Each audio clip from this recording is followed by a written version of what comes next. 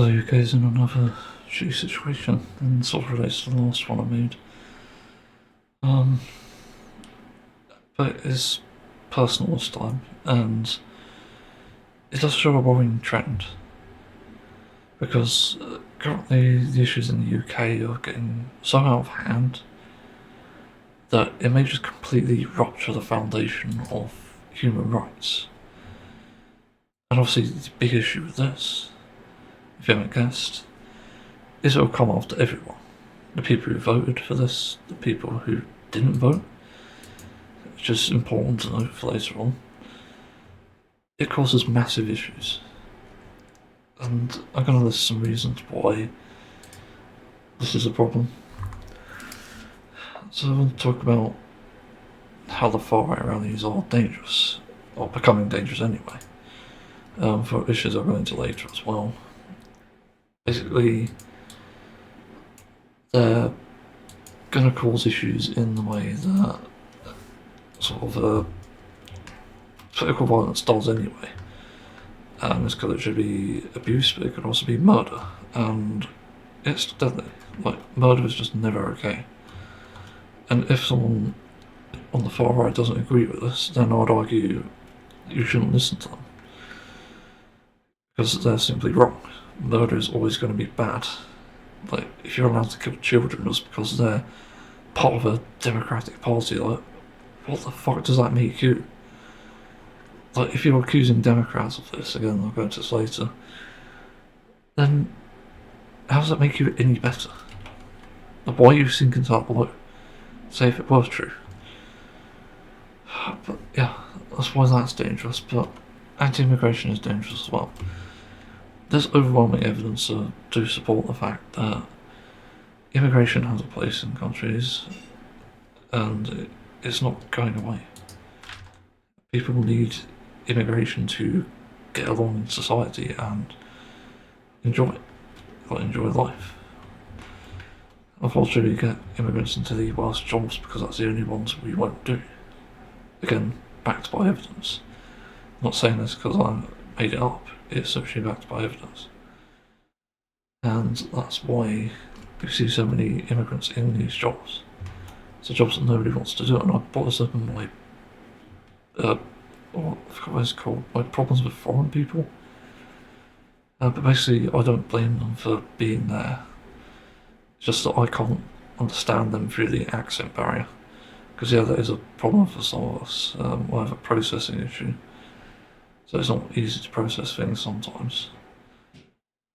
But that's really one thing, and that's not even to do with being foreign.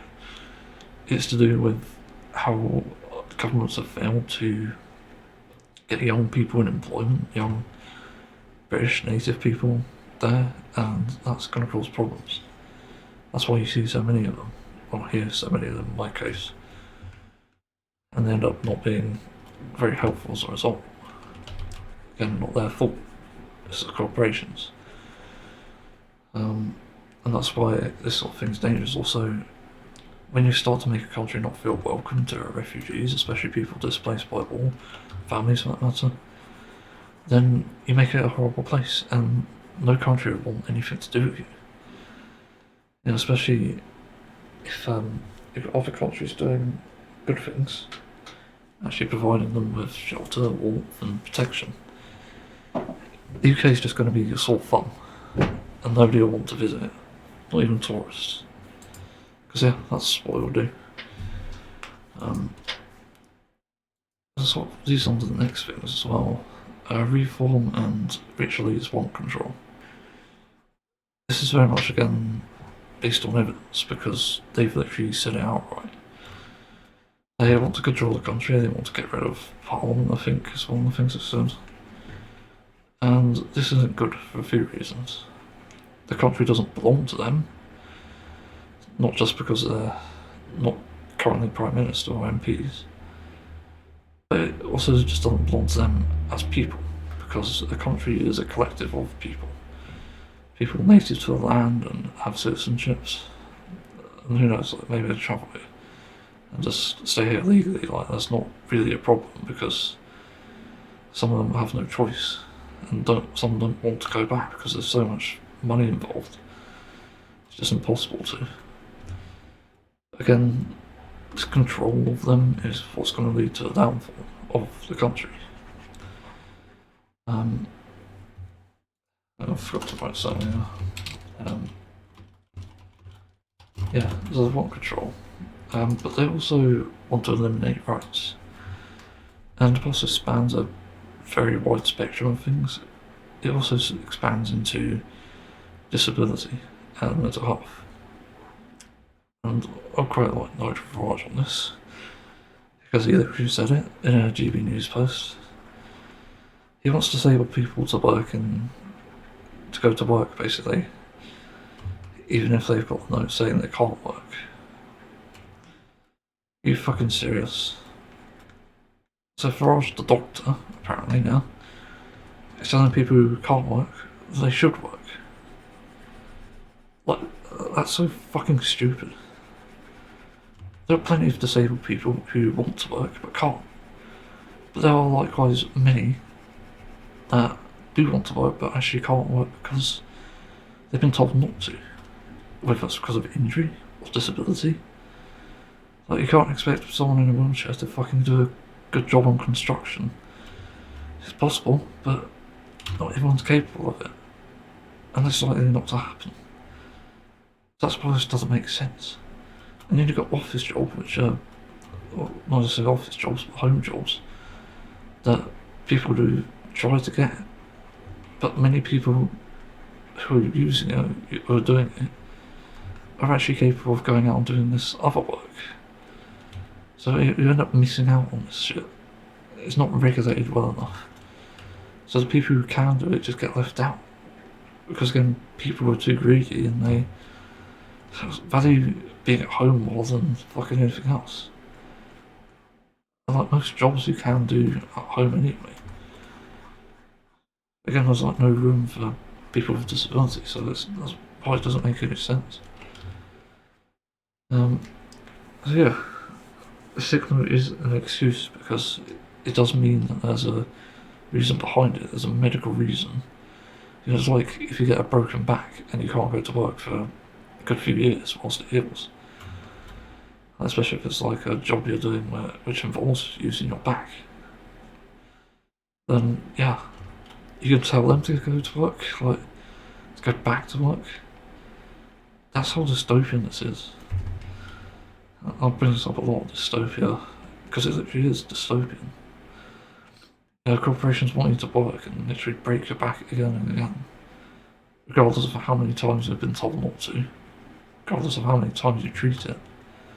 That's the ultimate goal. That just leads to the solutions to this, if you are listening and concerned about Parliament.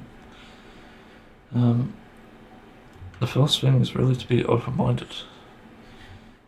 Use the outrage to not to take it out on people or Parliament, but use it to spark change in society. This is far better alongside open-mindedness because it means that you can get to the bottom of things easier. For example, immigration. If you actually open your mind to the fact that there is evidence out there to support the contrary.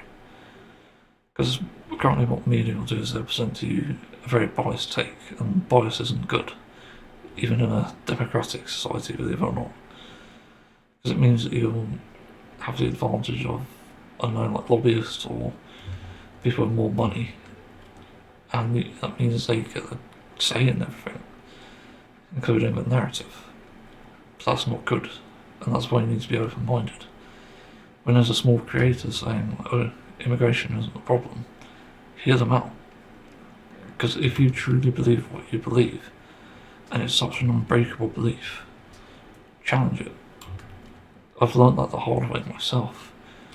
When I fell into the alright pipeline, I realised that I needed to get out there because I realised there's so many flaws in it. I started to learn critical thinking and made me realise, like, oh, I've been so wrong about this. And that happened because I heard people out and listened to their points and viewpoints, and even worldviews. Like, those are kind of important too. what someone sees through their eyes can be different for everyone else. You might see disabled people as possible workers, but for other people it's like some of them can be workers and then some can't. It's just that, really. There's really nothing else to the conversation. It's people trying to make out that it's a problem or the problem. That's why you need to be open-minded, because you can always be wrong about something. And another thing, another piece of advice, if you're not interested in being wrong and correcting yourself, you shouldn't really have a voice in it, because that's how the world works. A lot of our discoveries about technology and science, they come about because of people being wrong. We challenge theories all the time to prove them whether they're right or wrong. And that's the point of it. That's the point of discovery. And being open-minded, for that matter. I don't think any scientists really think, oh yeah, like, general relativity, how we believe that's like E equals mc squared or something. I'm just gonna not believe that. Nobody does that. And even if they do, that's fucking dangerous. And it's just harmful to the education system as well. Because when they start clouding judgment, especially in like young, vulnerable minds as well, it becomes a problem. And education suddenly changed, and then suddenly, oh, we don't learn anything from this. If history taught that, like for example, let's say it's Germany, they're teaching World War II and they say like, oh, we obviously won. That's stupid. Because we've got evidence to the contrary. Evidence saying the opposite thing. That's all I could say on that, really. Open-mindedness and sparking change. And there's different ways to spark change. There's social media, there's comments, there's lots of different ways, talking to people even. I think that might be an effective way. The other thing is, instead of protesting immigrants who take up hotels and supposedly commit sexual assault, advocate instead for stronger laws on protecting women and children, such as better justice systems, or social justice. It's sort of the same thing anyway. Better fact checking, and I'd argue this is all important to get into the truth, to getting to the bottom of these things, and obviously going through them. Because it means whether someone's an immigrant or not, they can be properly executed. Fucking hell. Why am I saying the wrong things? Not executed, that's fucking horrible. No, but properly persecuted. That's what I mean. It's really the only way you can do it.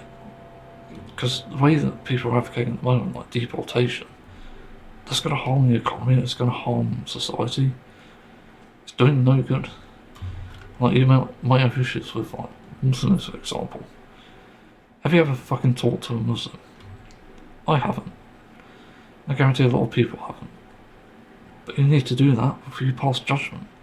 Instead of observing what you see on the internet, taking it at face value and then expanding it like beyond any fucking imagination, you should instead be talking to people and addressing them.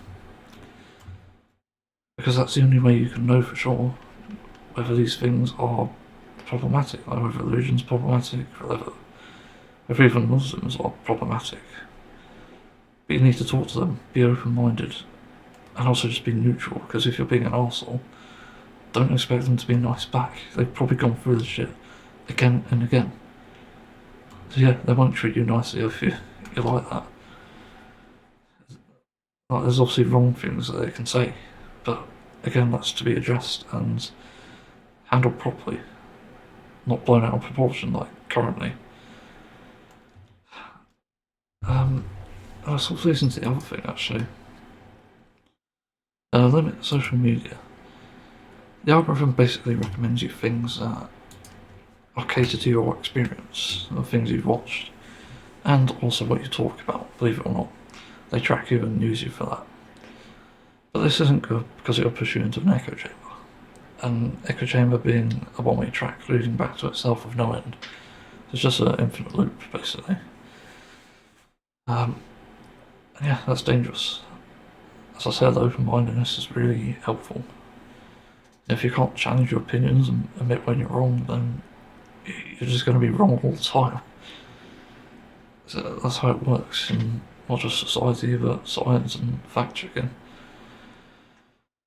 So that's why that happens. You even see it on X, where people will use Grok, for example, to debunk something. Like, for example, Charlie Kirk's death. I saw this recently, and I think they were looking into sources where they could pinpoint Democrats on the death of Charlie Kirk, and Grok found nothing, even though Musk and that AI model supposedly is against social justice.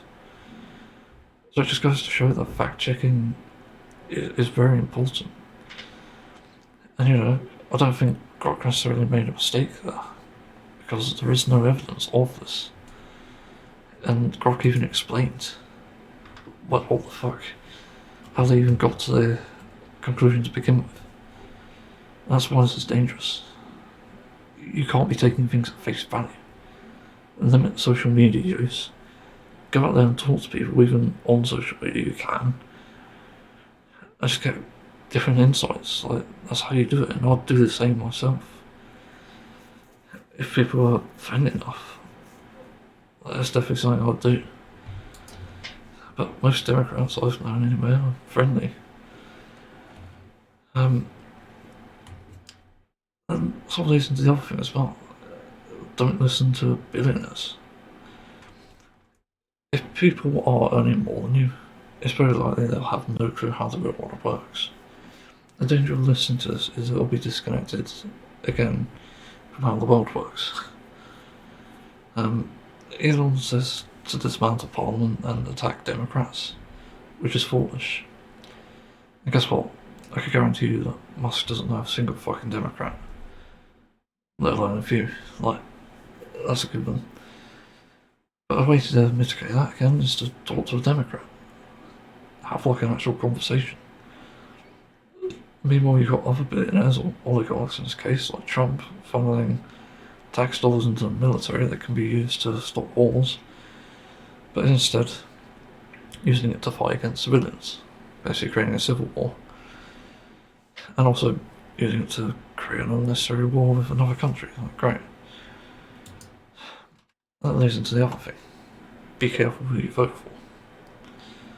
This is important, especially in the UK, because we have a track record of voting in terrible leaders. Holy crap, like, I've heard about Margaret Thatcher. I don't know the full story, I just know that she signed off workers' rights and stuff and caused a fracture in the economy. So much so that people protested her, and eventually, I can't remember how she died actually. She died of old age? I can't remember, but we talk about her grave a lot.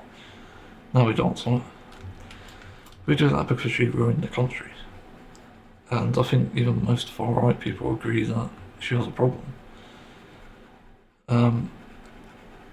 So, when being careful to vote for, you also have to think, like, what are they saying? Because politicians lie all the time, but if they're not addressing points that concern the average person, they're not actually doing their job as a politician. I'd argue it's truer for the right than it is the left leaning. You do need to look out for that, because that will impact your livelihoods, essentially. And if you're far right and earning from the various points in the economy, like benefits or, I don't know, like job seekers or something, then you should be worried. Look at what they say. You can't be just taking their word for it, looking at face value shit again, being closed-minded. I've looked into this myself, believe it or not, and what they say is just disgusting. They're not favouring anything. They're not favouring workers' rights. They're not favouring the economy. No, they're looking to make a few pounds. That's it. Rather than a few pounds, it's like a few pounds with 5 extra zeros, or 6 even. And that's why it's so dangerous. Like, be careful who you vote for. It's never been so dangerous as modern society now. And now we get onto the more uncomfortable fact about how this will affect me in the long run. And it is concerning because, once again, these things end up having a domino effect or a ripple effect. So if you vote in someone like Reform, who again says that disabled people should be out working, then yeah, the economy is going to fall even more because they fucked it up by enforcing rules where I'm not able to claim benefits because I'm technically mentally stable, but not stable enough that I can't really cope with situations like work. And that's why I don't work currently. I try to make up for that by contributing to society in my own ways, like music and art. But I can't do that without benefits, because I'll be on the street. That's where it affects us the most. There's no such thing as getting rid of these disabilities. Again, that pseudoscience Nigel Farage there seems to think we can get rid of it. Get rid of these disabilities, and if it were possible, then most would take it. But it's currently not the situation we're in. But if you underfund like the NHS and make it privatised, how the fuck do you expect us to work then? There's no healthcare, we can't do a job like construction, or I can't even. I've done sensory issues, because I can't handle noises. I can't do a job like that without a fucking healthcare system that supports us.